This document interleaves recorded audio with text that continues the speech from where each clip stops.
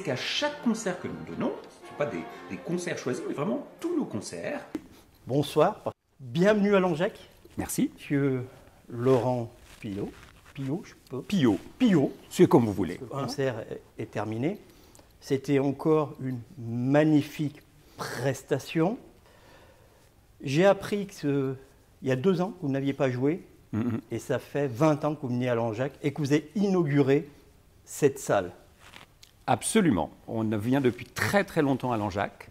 On est ravis de venir à Langeac parce que c'est totalement, outre l'accueil qu'on nous fait ici, qui est absolument formidable, qui nous touche beaucoup. Je sais que l'orchestre est toujours très touché quand il sait qu'on va revenir à Langeac. Et puis c'est totalement au cœur de ce qu'on souhaite faire avec la musique classique, parce que je pense que la musique classique, elle doit être partout sur nos territoires.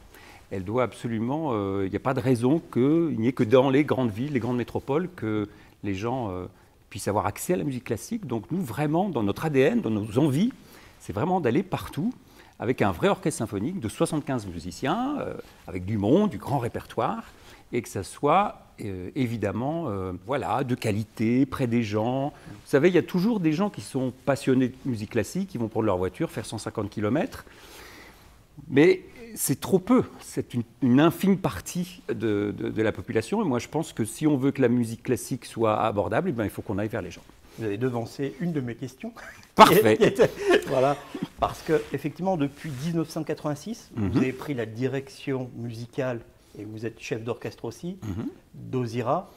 Ça, c'est une vraie volonté d'apporter la musique partout, dans tous les lieux, et presque dans toutes les salles, qui peut vous accueillir, parce que 75 musiciens, on voit que c'est impressionnant.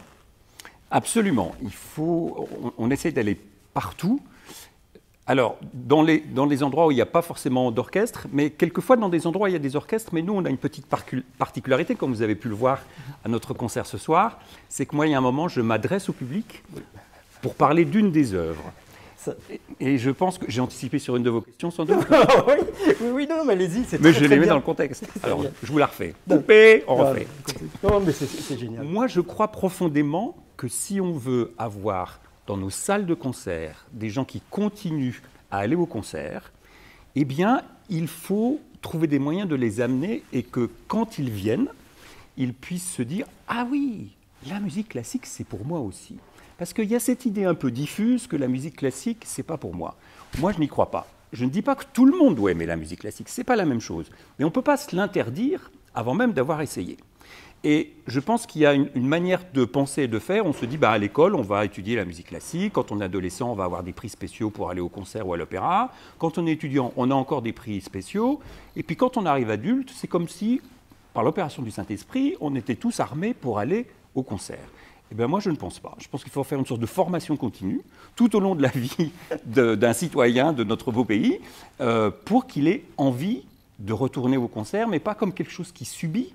Parce qu'aller au concert, quand on ne s'y connaît pas trop bien, on subit un peu, on se dit « Ah oui, c'est bien, c'était beau », mais au fond, on ne rentre pas dans le cœur de la musique. Et nous, ce qu'on veut, c'est que les gens rentrent dans le cœur de la musique classique. Et c'est pour ça qu'on a mis en place plusieurs choses. Une des choses les plus importantes, et ce qui fait que, par expérience, beaucoup de gens reviennent à nos concerts, c'est que moi, je m'adresse au public, je parle des œuvres, et en essayant de trouver un angle d'attaque qui peut parler à des gens qui n'ont jamais fait de musique.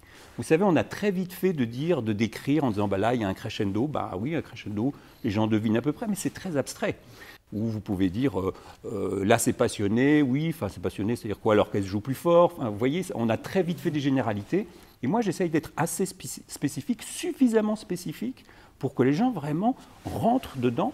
Et je remarque avec bonheur, je dois dire, que par exemple, si je parle d'une œuvre et il y a une qualité d'écoute qui est irremplaçable, mais même les œuvres qui viennent après, dont je n'ai probablement pas parlé, eh bien, il y a un fil qui s'est construit, un lien qui se construit entre leur oreille et le concert qui se passe. Et d'autant plus que dans cette salle du centre culturel, l'explication que vous avez faite sur un thème est tout à fait géniale. C'est vivant, et vous êtes à 2 mètres des premiers spectateurs. Donc on n'est pas sur on est en immersion totale, on n'est pas sur des grandes salles, des grands opéras, où l'orchestre est loin. Là, c'est vraiment une proximité qui rajoute à tout ce que vous faites pour amener la musique classique auprès de toutes les personnes et de la faire découvrir. L'immersion, elle est importante. Et puis, vous savez, les gens qui vous disent « Oh, ben, moi, je peux le regarder à la télé, ou je l'écoute à la radio, ou je l'écoute en streaming sur mon téléphone portable », j'ai presque envie de leur dire « Attendez, venez une fois quand même, hein. Voyez la différence. Voyez déjà la vibration sonore, c'est-à-dire se prendre un son d'orchestre, là, comme ça, dans le corps, surtout dans une salle où on est assez proche, de voir les musiciens qui jouent, le fait d'être, c'est un peu comme aller au cinéma, si vous voulez, on est un peu dans une boîte noire où on est concentré, on est dedans, on suit, ça n'a rien à voir. Et surtout, ce que je voudrais préciser, c'est que, Monsieur Laurent Pivot, vous n'êtes pas n'importe quel chef d'orchestre, et ça, je tiens à le préciser. Vous êtes Alain Jacques, mais New York, Turin, Manchester, Liverpool, l'orchestre de la radio de Prague, Philharmonique du Maroc, l'orchestre Victor Hugo de Franche-Comté, l'orchestre national de Lille. Vous êtes une référence internationale en tant que chef d'orchestre. Voilà, donc c'est extraordinaire de vous avoir ce soir, Alain Jacques. Merci. Écoutez, c'est très gentil. Je ne sais pas si je suis une référence internationale, mais c'est vrai que j'ai eu la chance de diriger dans plein d'endroits avec des très bons orchestres. Et vous savez, ce qui est important, c'est que, et ça quand même, je trouve que c'est de plus en plus partagé, c'est-à-dire qu'en tant que musicien, on se sent une responsabilité de se dire une manière de s'insérer dans la société. Quelle est notre utilité dans la société? Comment on peut être utile? Et on se pose la question, on se dit, je pense que l'art est une chose primordiale. On n'en parle pas beaucoup, malheureusement. Et c'est une chose primordiale, c'est une manière de voir les choses quelquefois différemment. Ça aide à réfléchir, ça aide à se positionner différemment. Et je pense qu'on ne doit jamais céder là-dessus. Et donc, en tant que musicien, même quand on a la chance de beaucoup voyager, ce qui est mon cas, il y a quand même un moment où on doit se dire « Oui, mais moi, je veux être présent dans toute la société. » Et de se dire « Comment on fait? Comment on peut proposer cet accès à la musique classique ?» Enfin, je ne peux pas vous dire, moi, aujourd'hui, quand on a fait le concert s'est terminé il y a une demi-heure, mais vous ne pouvez pas imaginer le plaisir que ça me fait de voir les gens, le sourire. En plus, ici, on voit bien les visages, on est suffisamment prêt pour les voir, de se dire, voilà, il s'est passé un moment extraordinaire quand même aujourd'hui. C'était une League Ovation. Voilà. En plus, les gens étaient debout, alors si vous voulez, vous dites, oula, enfin, ça vous prend un peu à la gorge, mais il y a quelque chose de terriblement émouvant de se dire, voilà, c'est énormément de travail, hein, c'est beaucoup d'organisation, c'est beaucoup de... Voilà, la vie d'artiste, on a l'impression qu'on arrive, c'est formidable, comme ça, etc. C'est beaucoup d'angoisse, hein, on est tous angoissés un peu. Mais quand arrivent ces moments-là, alors on se dit, bon, voilà, je sais pourquoi je fais ce métier, et c'est pour ces moments-là. Pour revenir sur une aparté sur le programme musical que vous nous avez proposé, c'est un programme éclectique. C'est votre ligne de conduite que vous proposez après une discussion rapidement. Hein, alors, je pense qu'il faut trouver des programmes qui donnent envie aux gens, déjà. Alors, c'est compliqué parce que, par exemple, il y a des choses qui sont très connues, mais les gens ne savent pas forcément comment ça s'appelle. Donc, vous dites, on va jouer ça, ils font, oh bon, puis vous arrivez, vous le jouez, ils disent, ah bah évidemment, je connais. Donc, il faut trouver. C'est pour ça, par exemple, ça fait plusieurs années qu'on met sur notre site des petits extraits de ce qu'on va jouer. Comme ça, les gens cliquent dessus et disent « Ah, mais en fait, je connais ça ». Donc, ça leur donne envie de venir. Après, il faut quelquefois essayer de trouver des thèmes. Là, c'est la musique symphonique rencontre le 7e art, c'est-à-dire toutes les musiques classiques qui sont devenues célèbres parce qu'on les a montées dans des films qui étaient célèbres. Et du coup, ça les a rendues célèbres. Alors, on fait une petite... on a joué des extraits de Star Wars et de Jurassic Park, mais en même temps, maintenant, c'est souvent joué en concert, c'est-à-dire même sans le film, en fait. Ouais. Alors là, c'est une petite distorsion, on va dire, du concept, mais enfin, c'est un petit peu l'idée quand même. Mais du coup, ça fait des gens, des programmes qui, voilà, qui donnent envie aux gens quand même. Ce qu'on parlait tout à l'heure, ce que je vous disais, c'est... Et puis alors, je rappellerai aussi, vous avez été directeur musical associé avec Placido Domingo. Ça, c'est une star. Oui, Ken Nagano aussi. Ken Nagano, absolument, une autre star. Et d'autres. Hein, d'où l'importance vraiment, et merci pour cette interview. Comment on décide de devenir chef d'orchestre. Et en plus, je rajouterais, c'est que vous faites partie du National Opera Centre, si je prononce bien, pour la transmission pour les jeunes. Donc, à quel moment vous dites, voilà, est-ce que vous avez vu Herbert von Karajan? Est-ce que vous avez vu qui vous a donné envie? Ça, c'est le côté humain qui est intéressant. Alors, il y a plusieurs choses. Pour être chef d'orchestre, il faut d'abord beaucoup étudier la musique. Donc moi, je suis pianiste, donc j'ai étudié le piano, beaucoup. Je suis rentré au Conservatoire supérieur à Lyon. Mais jusqu'à ce moment-là, je n'avais pas tellement en tête de devenir chef d'orchestre. On m'en a parlé, on m'a dit, à mon avis, tu devrais faire ça, ça pourrait bien t'aller. Alors, ça ne veut pas dire que ce n'est pas forcément là-bas, quelque part derrière. Hein. Mais donc, ça, alors, je pense qu'on devient chef d'orchestre pour 1000 raisons. Je pense qu'il y a cette idée de se dire, on va mettre des gens ensemble et on va faire de la musique. Donc, il faut avoir envie. Donc là, je pense qu'il y a quand même une petite influence familiale, on va dire, puisque mes parents sont comédiens et mon père était metteur en scène. Et je pense que dans l'idée de mise en scène, on prend un texte, on met des gens ensemble et puis on en fait un spectacle. Quand on est chef d'orchestre, on prend une partition, on met les gens ensemble et on en fait un concert. Donc si vous voulez, là je pense qu'il y a quelque chose, donc ce n'est pas forcément en voyant des chefs, mais le principe de se dire, on met des gens ensemble pour avoir une expérience artistique, je pense que l'influence familiale n'y est pas tout à fait étrangère. Voilà. Et la formation, la partie de transmission, même pas formation, c'est transmission. Alors transmission, je pense que c'est aussi sans doute familial, et puis c'est marrant parce que la transmission, c'est compliqué, parce que j'allais presque dire, c'est presque une réflexion politique, c'est de se dire quelle est notre place dans ce monde. Soit on s'en extrait et on dit « Oh, mais moi je suis génial, je suis sur moi en permanence ». C'est un peu chef d'orchestre, hein, on a quand même aussi un peu des égos de chef d'orchestre, mais enfin, on essaye de les combattre. Soit on se dit « Je ne peux pas être en dehors de la société, donc forcément il faut transmettre ». Alors, on le fait plus ou moins bien, on fait de manière plus heureuse, et puis il y a des gens qui ne le font pas, et c'est pas grave, hein, je ne dis pas… oui, voilà, le chef qui ne le font pas, oui. c'est pas leur… Moi, j'ai toujours eu ça. Et j'ai toujours aimé trouver… comment vous expliquer? Il y a des choses, quelquefois,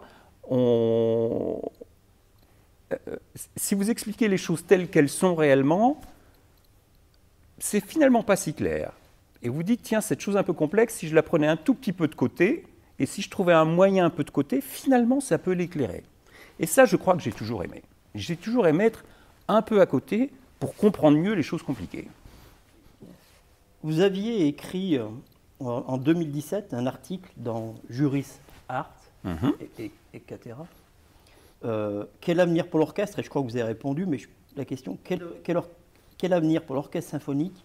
Quel public pour demain? Je crois que vous m'avez répondu, c'est votre démarche. Et depuis 2017, vous êtes toujours sur cette…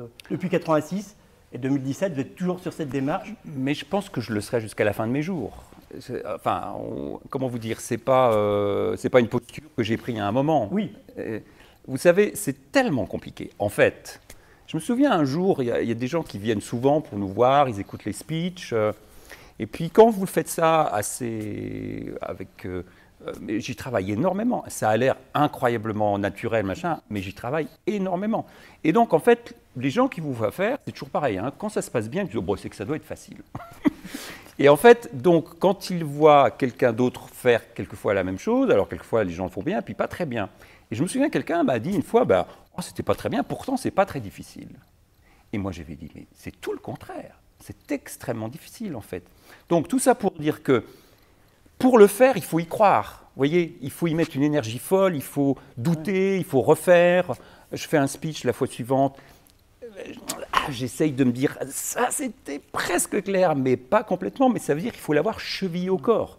Donc en 2017, en 2023, en 86 et en 2150, quand on aura trouvé des potions magiques pour vivre longtemps, ce sera pareil. Et la transmission, elle est aussi parce que j'ai regardé toutes vos vidéos. On parlait de quelqu'un qui faisait des émissions à la télé que j'adore, que je regardais, et j'ai vu vos vidéos, et elles sont passionnantes. En 2 minutes 30, c'est 2 minutes 30, vous expliquez métier chef d'orchestre. Alors, j'invite, on mettra un lien, j'invite toutes les personnes à aller voir parce que c'est sympa, c'est accessible, et c'est bien accessible. Est-ce qu'il y a une sorte de...